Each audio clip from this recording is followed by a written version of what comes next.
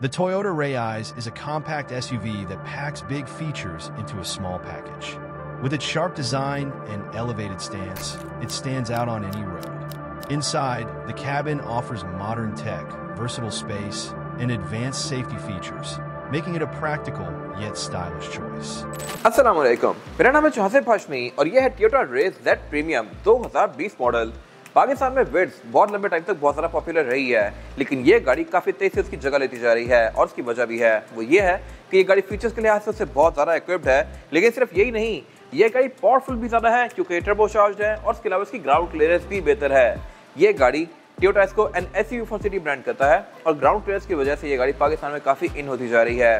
बाकी चीज़ें मैं कवर करूँगा आगे इस रिव्यू में। फिलहाल अगर बात की जाए इसकी प्राइस की, तो इसकी डिमांड 66 लाख है। ये 20 मॉडल है, 24 इंपोर्ट है और बिल्कुल फ्रेश है। ये 2 टोन वाली गाड़ी है, मॉडलिस्टा की बॉडी किट्स लगी हुई है इस पे। और अगर आपने इसके बारे में कोई इन्फॉर्मेशन लेनी है तो आप दिए गए नंबर पे कॉल कर सकते हैं या फिर आप साइकिल मोटरस्पोर्ट को विजिट कर सकते हैं, जो कि रावलपिंडी में DH2 के केबन के ऑपोजिट लोकेटेड है। साइकिल मोटर्स की इसके अलावा एक और ब्रांच भी है जो कि रावलपिंडी में मरी रोड पर लोकेटेड है।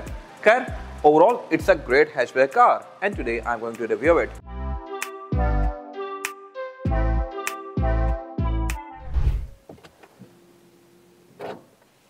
Let's start with the exterior of this car। जैसा कि इस वीडियो के शुरू में मैंने कवर किया कि ये गाड़ी पाकिस्तान में बहुत ज़्यादा इन होती जा रही है, तो उसकी मेन वजह यह है कि एक तो इस गाड़ी की लुक्स बहुत प्यारी हैं और उसके अलावा ये गाड़ी फीचर्स के लिहाज से काफ़ी इक्विप्ड है। इस तरह से कि फ्रंट पे इसमें फ्रंट कैमरा दिया गया है, जो कि टोयोटा अपनी यूजुअली लैंड क्रूजर्स में ऑफर करता है। फ्रंट कैमरा भी फॉर्च्यूनर में भी नहीं आता और उसके अलावा बाकी भी फीचर्स यहाँ पे डिसेंट दिए गए हैं। इस तरह से कि ये हैचबैक होते हुए पार्किंग सेंसर्स ऑफर करती है, इसमें रडार आता है, हेडलाइट इसकी LED में है, इनमें DRL दी गई है, फॉग लैंप भी इसका LED में है और उसके अलावा DRL यहाँ भी नीचे दी गई है और उसके अलावा बॉडी किट्स के अंदर भी इसकी एक लाइट आती है ब्लू कलर की। आप जिस मर्जी कलर में गाड़ी लें, लाइट्स की ब्लू ही होंगी। फीचर्स के लिहाज से ये गाड़ी लिटरली फ्रंट से लैंड क्रूजर 200 सीरीज जितनी इक्विप्ड है। वाइपर इसमें नॉर्मल दिए गए हैं, लेकिन हेडलाइट इसकी ऑटोमेटिक हैं, यानी कि ये डे और नाइट को सेंस करके ऑटोमेटिकली ऑन और ऑफ होंगी। तो ये सारी चीजें इसको विड से एक बेहतर ऑप्शन बनाती हैं। फिर इसके अलावा हुड भी इसका अच्छा खासा बड़ा है, साइज के लिहाज से ये गाड़ी काफी डिसेंट है। और अगर बात की जाए इस गाड़ी की साइड प्रोफाइल की, तो ये भी फीचर्स के लिहाज से काफी इक्विप्ड है। इस तरह से कि इसके साइड मिरर जो है ये रिट्रैक्टेबल हैं, एडजस्टेबल हैं, इनमें ऑटो वाला फीचर भी आता है और इसके अलावा ये ब्लाइंड स्पॉट मॉनिटर्स भी ऑफर करते हैं। प्लस यहाँ पर नीचे कैमरास भी दिए गए हैं जो कि आपको इस गाड़ी का 360 डिग्री व्यू देंगे। प्राडो में भी ये चीज ऑप्शनल होती है, जबकि इस गाड़ी में दी हुई है। तो ये मेरे ख्याल से बड़ी जबरदस्त चीज है। और ये साइड मिरर है भी ब्लैक क्योंकि गाड़ी 2 टोन है। और उसके अलावा रिम भी इस गाड़ी में 17 इंचेस के हैं। फॉर योर इन्फॉर्मेशन 17 इंचेस का रिम सिविक RS में आता है, ओरियल भी ऑफर नहीं करती, जबकि इतनी छोटी गाड़ी में इतना बड़ा रिम दिया गया है। और यही वजह है कि ये गाड़ी पाकिस्तान में काफी पॉपुलर होती जा रही है क्योंकि इसकी ग्राउंड क्लियरेंस काफी अच्छी है। फिर इसके अलावा इसमें ओवर फ्रंट्स भी दिए गए हैं जो कि इसकी लुक में एक SUV वाला टच ऐड करते हैं। और अगर बात की जाए इस वाले एरिया की, तो इसमें विंडोज कंपनी से ही tinted आती हैं। फिर ये गाड़ी क्योंकि टॉप ऑफ लाइन है तो ये 2 टोन में है। अब इसकी अगर छत पे गौर करें तो ये ग्लॉस ब्लैक में रैप हुई हुई है। और उसके अलावा इसमें फिर एक क्वार्टर ग्लास भी आते हैं जो कि इतनी छोटी गाड़ी में यूजुअली आपको देखने को नहीं मिलेंगे। बाकी ये गाड़ी स्मार्ट एंट्री ऑफर करती है, यानी कि मैं इसके डोर्स को यहीं से ही लॉक और अनलॉक कर सकता हूँ। और उसके अलावा इसमें एंट्री और एग्जिट भी आसान है हाइट की वजह से। आप अपनी हाइट पर जाकर इसमें बैठ सकते हैं और निकल भी सकते हैं। बाकी इसके अलावा फ्रंट पे इसमें डिस्क ब्रेक दी गई है, बैक पे ड्रम ब्रेक्स आती हैं। और अगर बात की जाए इसके रेयर एंड की, तो ये भी लुक्स के लिहाज से खूबसूरत है। टेल लाइट इसमें LED वाली दी गई हैं और इसके अलावा बाकी बैक पे इसमें रेयर फॉग भी आती है राइट साइड पे। लेफ्ट पे जैसी रिफ्लेक्टर दिया हुआ है। बैक पे बॉडी किट्स वाली गाड़ी की लुक थोड़ी ज़्यादा बेहतर आती हैं क्योंकि थोड़ी ज़्यादा बल्की और मैसिव लगती है। पार्किंग सेंसर इसमें बैक पे भी दिए गए हैं और इसके अलावा ट्रंक लॉक देख रहे नीचे यहाँ पे रिलीज दिया गया है। डिग्गी भी इसकी अच्छी खासी स्पेशियस है। स्पेयर टायर ये गाड़ी ऑफर नहीं करती, लेकिन स्पेयर टायर की जगह यहाँ पे अच्छा खासा बड़ा वेल दिया गया है। आप यहाँ पे स्पेयर टायर लेके रख सकते हैं, लेकिन कैपेसिटी के लिहाज से भी डिग्गी बहुत ज़्यादा स्पेशियस है। और इसके अलावा स्पेसिफिक गाड़ी में ये एक बॉडी डैम्पिंग बार लगा हुआ है जो कि गाड़ी की स्टेबिलिटी को थोड़ा सा बेहतर बनाता है। फिर इसके अलावा इसके रेयर बेंचेस 60-40 के स्प्लिट के साथ हैं। इनको फोल्ड करके आप इसकी ट्रंक कैपेसिटी को और ज़्यादा स्पेशियस बना सकते हैं। डिग्गी के अंदर प्रॉपर इंसुलेशन दी गई है। बाकी इसके अलावा यहाँ पर सारा यूजुअल स्टफ है, वाइपर, वॉशर और शॉक एंटीना। इसके बाद अगर बात की जाए इस गाड़ी के इंटीरियर की, तो इंटीरियर के लिहाज से भी इस कैटेगरी की मोस्टली गाड़ियों से बहुत बेहतर है क्योंकि फीचर्स भी ज्यादा हैं, बिल्ड क्वालिटी भी बेहतर है और लुक्स भी अच्छी हैं। इन सब पे मैं आगे बात करूंगा। फिलहाल अगर बात की जाए इसके स्टीयरिंग व्हील की, तो स्टीयरिंग व्हील इसका पूरा ही लेदर स्टिच्ड है और ये हैवी मल्टीमीडिया वाला। इस पे कंट्रोल भी काफी सारे दिए गए हैं क्योंकि क्रूज कंट्रोल भी ये गाड़ी एडाप्टिव ऑफर करती है। इसमें लेन डिपार्चर असिस्ट, लेन की असिस्ट, ये सारी चीज़ें यहाँ पे दी गई हैं और उसके अलावा क्रूज के डिस्टेंस को भी एडजस्ट कर सकते हैं इधर से ही। और स्टीयरिंग से पीछे पे हेडलाइट के कंट्रोल दिए गए हैं। हेडलाइट्स इसमें ऑटोमेटिक हैं जैसा कि मैंने पहले मेंशन किया था। बाकी अगर बात की जाए इस गाड़ी के मीटर की, तो इसके मीटर में काफी बड़ी सारी स्क्रीन दी गई है जिसके आप थीम्स को चेंज कर सकते हैं। इसमें 4 मेन थीम्स आती हैं और चारों ही काफी इंटरेस्टिंग हैं।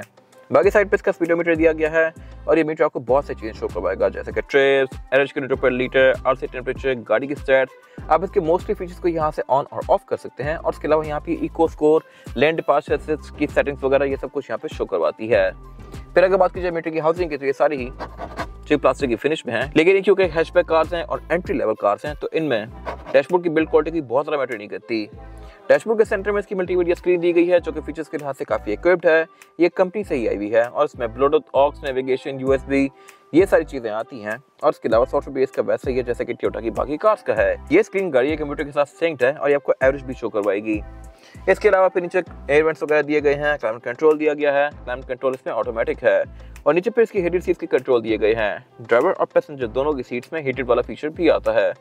फिर इसके अलावा इसका पुश स्टार्ट रेड कलर का है क्योंकि ये सेट प्रीमियम है, छोटे वर्जन में नॉर्मली आता है। और इसके अलावा फिर यहाँ पे बेसिक चीजें दी गई हैं, ड्रॉर दी गई है और गेयर सिलेक्टर दिया गया है। गेयर सिलेक्शन जो है इसमें वो है PRND और अब इसको D में राइट करेंगे तो ये मैनुअल हो जाएगी। फिर आप इसको गेयर्स के बीच में खुद स्विच कर सकते हैं इस तरह से। ये काफी अच्छी चीज है जो कि इस कैटेगरी की यूजुअली मोस्टली कार्स में नहीं होती। इसके अलावा साइड पे इसके ड्रॉर्स दी गई हैं रेड कलर की और उसके अलावा फिर पीछे हैंड ब्रेक दी गई है जो कि बेसिक है। सेंटर कंसोल इसमें ठीक है लेकिन बहुत ज़्यादा स्पेशियस नहीं है। बाकी अगर बात की जाए सीट की तो ये प्रीमियम है इस तरह से कि इसमें एक पैटर्न दिया गया है जो कि आपको ग्रिप काफ़ी अच्छी करता है और उसके अलावा यह भी क्योंकि फैब्रिक की तो आपको ज़्यादा इसमें स्वेटिंग नहीं होगी। फिर इसके अलावा ड्राइवर की सीट में इसके अंदर हाइड्रोलिक भी दिया गया है, यानी कि आप इसकी हाइट को भी रेस और लोअर कर सकते हैं। ये चीज़ भी यूजुअली आपको ग्रैंडे वगैरह में देखने को मिलती है। बाकी डोर पैनल्स के अच्छे खासे मैसिव हैं। विंडो इसमें ड्राइवर की सिंगल टैप वाली है और इसके अलावा इसके साइड मिरर ऑटो रिट्रैक्टेबल हैं, यानी कि ये गाड़ी ऑन ऑफ करने के साथ साथ ऑटोमेटिकली फोल्ड अनफोल्ड होंगे और इसके अलावा मैं इनको खुद भी फोल्ड कर सकता हूँ ऑब्वियसली इस तरह से। ड्राइवर के राइट साइड पे बहुत सारे फीचर्स दिए गए हैं जैसे कि इसके पार्किंग सेंसर्स को ऑन ऑफ करने का control, eco idling, traction control, ये सारी चीजें यहाँ पे हैं।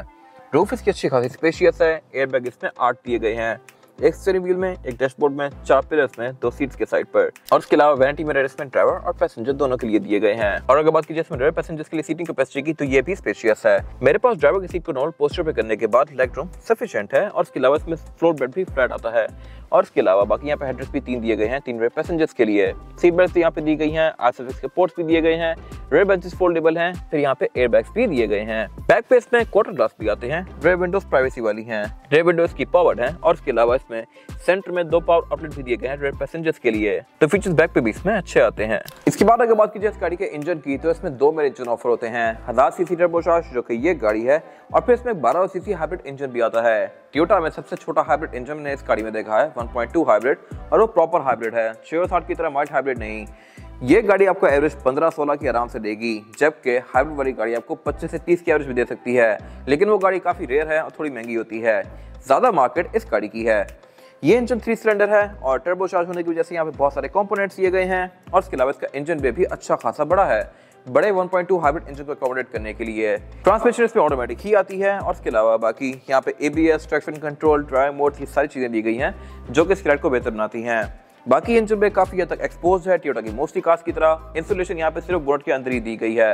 और अगर बात की जाए टायर साइज की और टायर साइज ऑफर करती है रेस, ये है 195, 60 और 17। इसमें 17 इंच का रिम दिया गया है। फॉर योर इन्फॉर्मेशन 17 इंच का रिम सिविक RS में आता है, ओरियल भी ऑफर नहीं करती। ग्रैंडे का रिम भी 16 इंच का होता है जो कि इसमें 17 का दिया गया है और इसी वजह से इसकी ग्राउंड क्लियरेंस भी अच्छी है।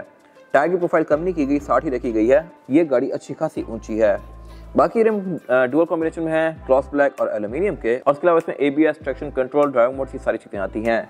फ्रंट पे इसमें डिस्क ब्रेक दी गई है, बैक पे ड्रम ब्रेक्स दी गई हैं। व्हील आर्चेज इसमें अच्छी खासी बड़ी हैं और ये इससे बड़े रिम भी आसानी से अकोमोडेट कर सकती है। ये था आज का रिव्यू। अगर आपको ये रिव्यू पसंद आया है तो उसको लाइक कीजिए, मेरे चैनल को सब्सक्राइब कीजिए और अगर आपके पास इस कार से रिलेटेड कोई भी राय है तो उसको कमेंट सेक्शन में शेयर जरूर कीजिएगा ताकि वो लोग जो ये गाड़ी लेने वाले हैं वो आपकी राय से फायदा उठा सकें। अपना ख्याल रखिएगा। Thank you.